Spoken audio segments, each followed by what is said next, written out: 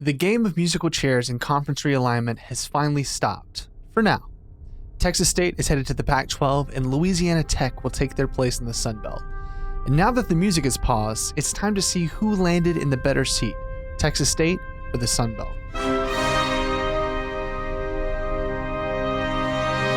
Welcome back to Wizard Wednesday. I'm Zach. Let's break this down. We're going to look at the positives for both sides, the drawbacks for both sides, and by the end, I'll tell you who I think actually comes out ahead in this game of conference realignment musical chairs. So we'll start at Texas State here, and we'll start at the obvious spot, which is going to be an increase in revenue. To begin, we have to talk about the media payout. So the Sun Belt's media payout to each member was around $1 to $2 million, somewhere in that range. In the Pac-12, even at a reduced share, the expectation is that Texas State will make upwards of 4 times as much as they were making in the Sun Belt. That should increase every year as this media deal goes all the way through 2031. It's been reported that by then, Texas State will be a full member, or at least will be getting a full share, which should be in the $8 to $10 million range is what I would expect at that point. So that's a huge piece of it in and of itself, but revenue comes from more than one source. It's not just media payouts. We've seen in the past few years with the increase in Texas State's brand, you saw a stadium rights deal. You see an increase in donations for capital projects. I expect that this move is going to increase those type of opportunities for Texas State as well. And on top of that, you have to think that ticket sales are going to go up, that as exposure goes up, NIL opportunities, there's going to be more money funneling into Texas State. And on top of that, you really hope, or Texas State officials hope, and I think that this is legitimate, that this will galvanize a very, very large alumni base. That only a fraction of folks in that alumni base have been galvanized the last couple of years. And we see that grow and grow and grow. But a big move like this should make that revenue, whether it's donations, whether it's ticket sales, whether it is club memberships in the Bobcat Club, that should increase with this move. So that is the number one positive, I think, for Texas State. I think that financially, this is going to put them in a better spot. And it should continue the trend of investing more into athletics that we've seen over the past few years with the new administration.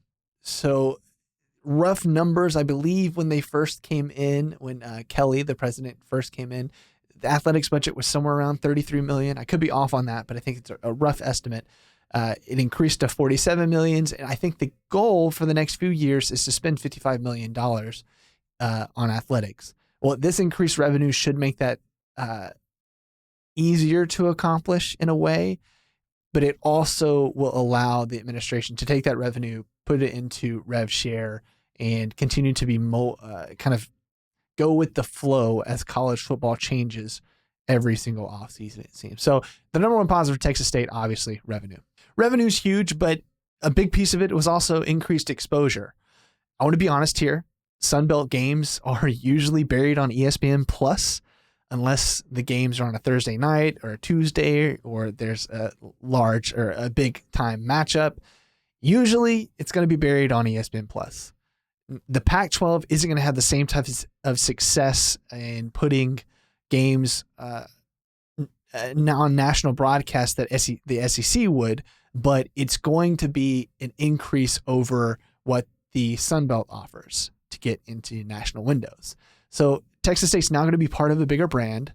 It's going to be part of this, I would say, G5 plus league, Power 4 minus league, somewhere in the middle there. It should be a massive increase in exposure on the TV side of things. But TV is only part of exposure. The other part of it is the social medias. If you look at the response just to the speculation of Texas State joining the Pac-12, and then when it actually happened, that was a huge response as well. That's very important. It puts us in recruits, or it puts us in front of recruits that maybe we wouldn't have before. It brings fans back from the Southwest Texas days. It potentially increases fans that didn't even go to the school. So that type of exposure is priceless. It's earned media. It was said in the political world.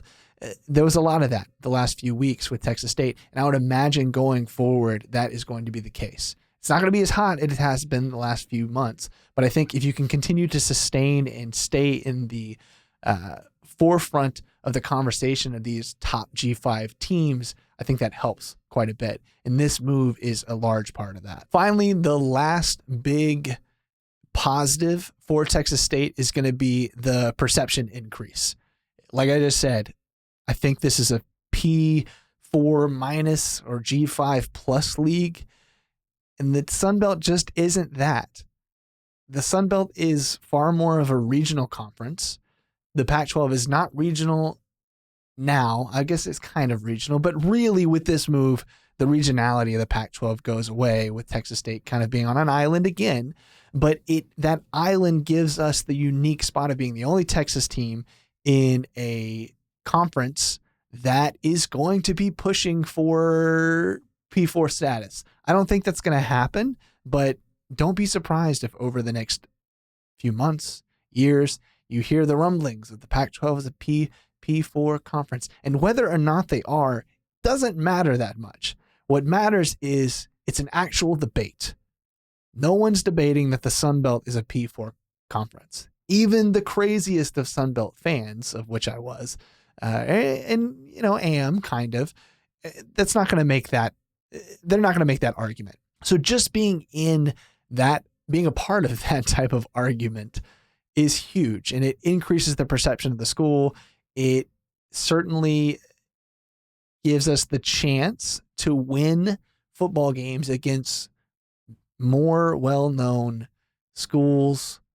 It's going to mean just a little bit more in the Pac-12, and I think that's a huge win. It's a huge plus for Texas State. But Texas State's not the only winner in this. There are certainly positives for the Sun Belt in this move, with Texas State leaving and Louisiana Tech coming in. I think the biggest one is a regional and financial win for the Sun Belt and the Louisiana schools, particularly in the Sun Belt.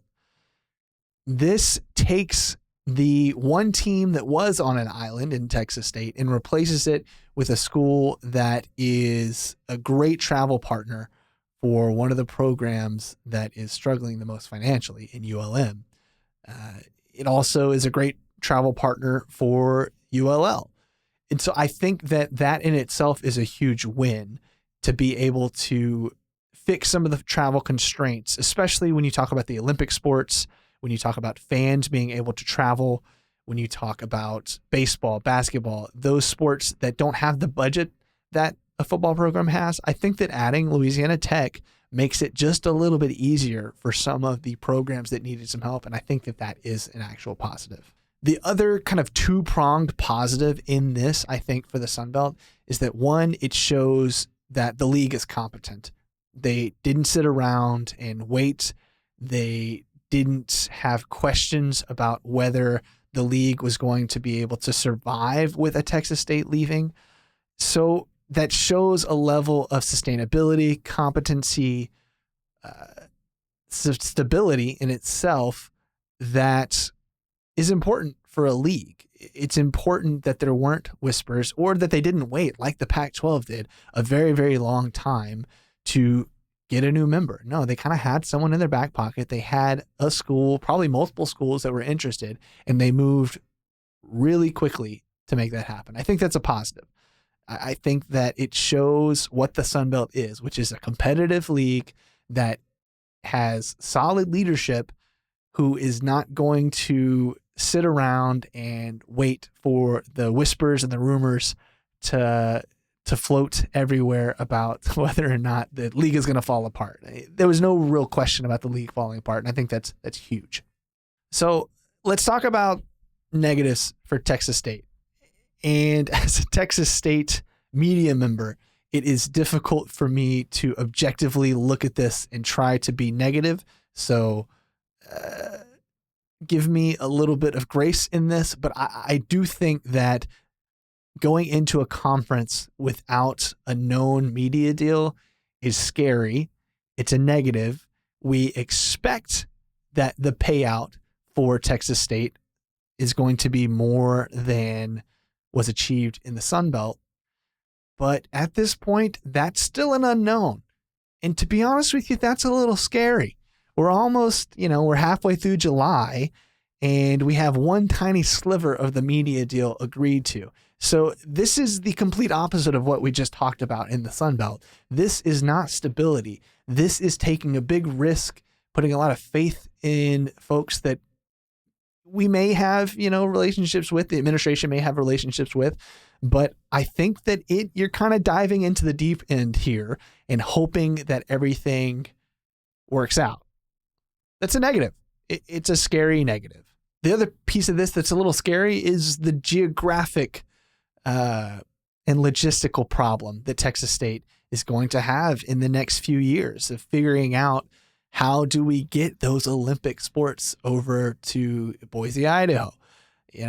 Everything is going to be a flight now. There are no more long bus trips, which can be a good thing, but it also can be a bad thing. Some of that increased revenue that we talked about absolutely is going to have to go to travel.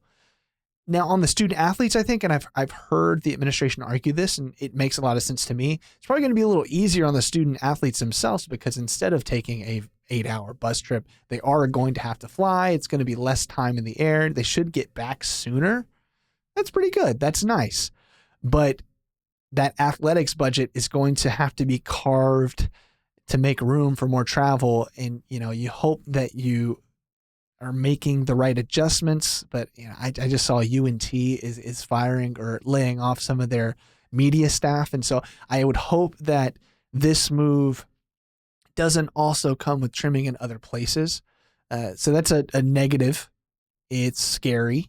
And I do trust our administration to take care of it, but certainly it has to be something that's front of mind. And here's the last kind of negative for Texas State. And I don't like it. You don't like it, but it is what it is. This is a league that is going to be harder to win. And Texas State still hasn't won the Sun Belt.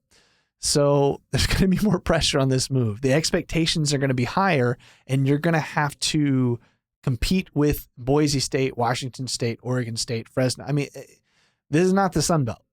There aren't easy teams, easy wins in this league. Maybe a couple, but I don't want to make enemies before we're even in the Pac-12. But it's a different league.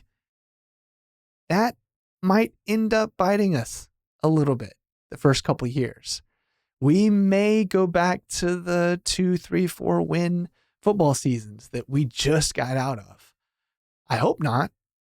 I'd like to think that that's not going to be the case, but this is certainly a big negative and a risk for Texas State, especially a Texas State program that just got stability with football. So there's a lot of pressure on the administration, on the football staff. There's certainly a lot of pressure on the baseball and basketball staff that there wouldn't have been if we would have stayed in the Sun Belt. So this is the prove it move, and the lease gets a lot shorter, and it gets more difficult to maintain the momentum we've seen for the past few years athletically in the Pac-12 if we don't win. So finally, let's talk about the negatives for the Sun Belt. I cover Texas State, so I don't want it to sound biased, but Texas State was one of the most exciting Sun Belt programs over the past few years. Texas State has won the Bubas Cup the 3 of the last 4 years. I think it's something like 5 of the last 7 or something like that. But it also had a lot of national coverage. The beating of Baylor a couple years ago, taking it to Arizona State, almost winning Arizona State. I mean, they had some very large games. We've had some very large games that had some national exposure, and I think elevated the brand of the Sun Belt. There's a reason that Commissioner Keith Gill was in San Marcos quite a bit the last couple of years. It's because we have morphed into this exciting brand of athletics, even in a down year for baseball. Rattled off wins against UT, rattled off wins against A&M. I mean, Texas State's just special. And to lose that and to lose a foothold into Texas, I think is a big negative for the Sun Belt, especially when you're turning around and adding La Tech, who does not have the type of momentum, shall we say, that Texas State is currently experiencing. The other big negative for the Sun Belt here is a missed opportunity for a big splash. The reaction to Texas State making a move and taking a risk and really betting on themselves, the reaction to that from the Sun Belt was to pick the easiest, most likely option to replace Texas State. It's the safest of all safe choices. I'm not saying they had to go out and get Western Kentucky.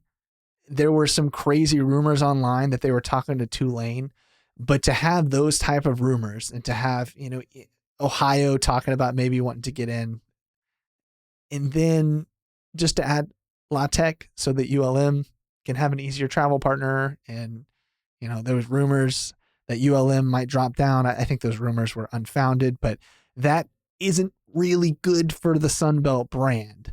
And so I think that while it was a stable choice, a big negative is that there could have been some excitement in this move for the Sun Belt. They could have capitalized on Texas State leaving, and instead there was kind of a nasty fight between the East and West schools. And then at the end of the day, they just went ahead and took La Tech anyway. So the Sun Belt has responded to Texas State leaving for the Pac-12 with adding Louisiana Tech. And it's really, that move is just fine. It's not flashy. It's not exciting. It's not something crazy like Tulane to the Sun Belt. No, it's safe. It's predictably, it's stable, and it's exactly the type of move I expected the Sun Belt to make. And I think it's the type of move that Texas State was trying to get away from. And look, the Pac-12 isn't safe. It's a risk. It's betting on yourself. It's potentially unstable and has a ton of lingering questions, lawsuits. But that type of risk, it's exciting for a program like Texas State, who sees itself as a sleeping giant, ready to awaken. And how do you wake a giant?